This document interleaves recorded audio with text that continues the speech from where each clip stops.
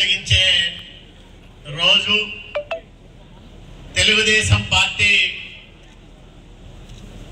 కార్యకర్తల పార్టీ. చంద్రబాబు నాయుడు గారు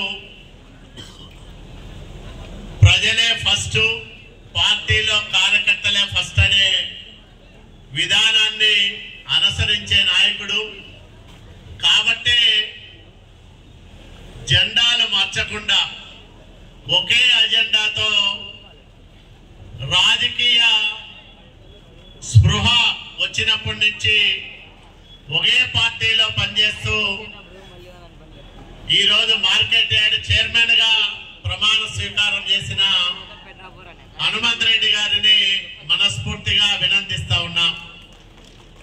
అట్లాగే ఒక రైతు కుటుంబంలో పుట్టి తన ఇంటి పక్కన పేద పిల్లలకి స్కూల్ కట్టియాలంటే చాలా విలువైన సొంత భూమిని దానంగా ఇచ్చిన విద్యింటి దానవేంద్ర గారు మనకు ఆదర్శం. అలాంటి దానవేంద్ర ఈరోజు ఉపాధ్యక్షుడిగా ప్రమాణ స్వీకారం చేశారు. డైరెక్టర్లుగా పార్టీకి సేవలు అందించిన కుటుంబాలకు సంబంధించిన వాళ్ళను అంకిత భావం, రైతుల పట్ల శ్రద్ధ, రైతు సమస్యలపైన అవగాహన ఉన్న తెలుగుదేశం, బీజేపీ, జనసేన పార్టీల రైతు ప్రతినిధులకు ఈరోజు డైరెక్టర్లుగా అవకాశాలు కల్పించాం. మరి ఇంత పకడ్బందీగా వడపోత ద్వారా వీళ్ళందరినీ ఎంపిక చేశామంటే మన పార్టీ పాటించే విధానాలు ఎక్కడా చిన్న పొరపాటు జరగకుండా, అనర్హులు ఎవరికి పదవులు రాకుండా చూసుకోవాల్సిన బాధ్యత వివిధ దశల్లో నాయకుల పైన ఉంటుంది. ఇలాంటి ఒక మంచి కమిటీ ఈరోజు ప్రమాణ స్వీకారం చేసుకోవడం, దీనికి పెద్ద ఎత్తున 3 పార్టీల నాయకులు, కార్యకర్తలు, అట్లాగే రైతు సోదరులు అందరూ తరలి రావడం ఒక శుభ పరిణామం. మనం అధికారంలోకి వచ్చి సంవత్సరం అయితా ఉంది. ఆగిపోయిన అభివృద్ధి మళ్ళీ ప్రారంభమైంది. నిలిచిపోయిన సంక్షేమానికి కొత్త రూపం ఇస్తా ఉన్నాం. ఈరోజు 10 లక్షల కోట్ల రూపాయల అప్పులు, జీతాలు ఇవ్వలేని పరిస్థితి, రాష్ట్రం ఏమైపోతుందో అని ప్రజల ఆందోళన. ఇంత క్లిష్ట సమయంలో ముఖ్యమంత్రిగా బాధ్యతలు స్వీకరించిన చంద్రబాబు నాయుడు గారు, ప్రధాని నరేంద్ర మోడీ గారి ఆశీస్సులతో, కేంద్రం ఇచ్చే సహాయంతో, పవన్ కళ్యాణ్ గారి సహకారంతో ఈరోజు బ్రహ్మాండంగా ఈ రాష్ట్రాన్ని ముందుకు నడిపిస్తా ఉన్నారు. కేంద్ర ప్రభుత్వ సహకారమే లేకపోతే ఒక్క అడుగు కూడా ముందుకు పడలేని పరిస్థితి. పోలవరమైన, అమరావతి అయినా పనులు వేగంగా సాగుతా ఉన్నాయంటే దానికి ప్రధానమైన కారణం ప్రధాని నరేంద్ర మోడీ గారి శ్రద్ధ, చలువ అని మీ అందరికీ నేను మనవి చేస్తా ఉన్నా.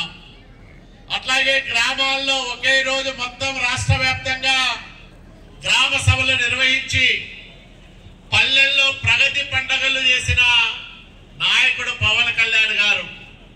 ఈరోజు మళ్ళా గ్రామ పంచాయతీలకు నేరుగా ఆర్థిక సంఘం నిధులు అందుతా ఉన్నాయన్నా, మళ్ళీ గ్రామ పంచాయతీలకు జవసత్వాలు వచ్చాయన్నా దానికి కారకులు ముఖ్యమంత్రి చంద్రబాబు నాయుడు గారు, ఉప ముఖ్యమంత్రి పవన్ కళ్యాణ్ గారు.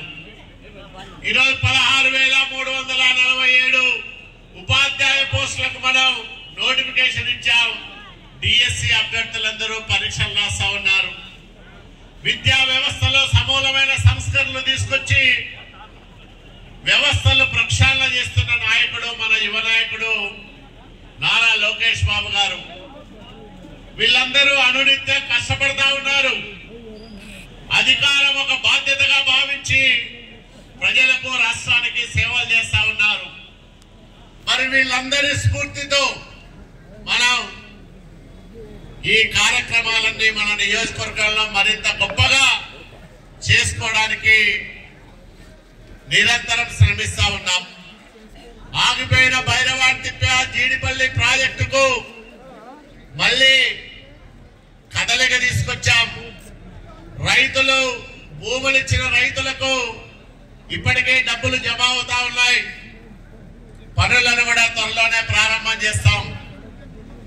అట్లాగే జీడిపల్లి నుంచి 36C ప్యాకేజీ కింద రాయదుర్గం రూరల్ మండలంలో 10,000 ఎకరాలకు నీళ్లిచ్చే ఆవులదట్ల బ్రాంచ్ కెనాలు పనులను ప్రారంభం చేయడానికి ముఖ్యమంత్రి చంద్రబాబు నాయుడు గారి నుంచి స్పష్టమైన హామీని పొందాం. ఆర్థిక శాఖ దగ్గర ఆ ప్రతిపాదన ఇప్పుడు ఉంది. తప్పకుండా త్వరలోనే అది కూడా ఆమోద ముద్ర పొందుతుంది. త్వరలోనే దానికి కూడా టెండర్లు పిలిచి మరి ఆ పనులు కూడా ప్రారంభం చేస్తాం. అట్లాగే కనేకల్లు మండలంలో 27,000 ఎకరాలకు సాగునీరిచ్చే 36 ప్యాకేజీ పనులు త్వరలోనే ప్రారంభమవుతాయి. ఇప్పటికే 9 కోట్ల రూపాయల దాకా డబ్బులు రైతుల ఖాతాల్లో ఈ మధ్యనే జమ చేశాం. భూములు ఇచ్చిన రైతులకు రైతులు అప్పట్లోనే కొంతమంది అంగీకరిస్తే కాలువ తవ్వాం. వాళ్ళందరికీ ఇప్పుడు డబ్బులు ఇచ్చాం. ఇంకా ఎవరికైనా ఊరికి 2-3 సాంకేతిక కారణాల వల్ల డబ్బులు పడకపోతే అవి కూడా త్వరలోనే చెల్లించేదానికి ఏర్పాట్లు చేస్తా ఉన్నాం.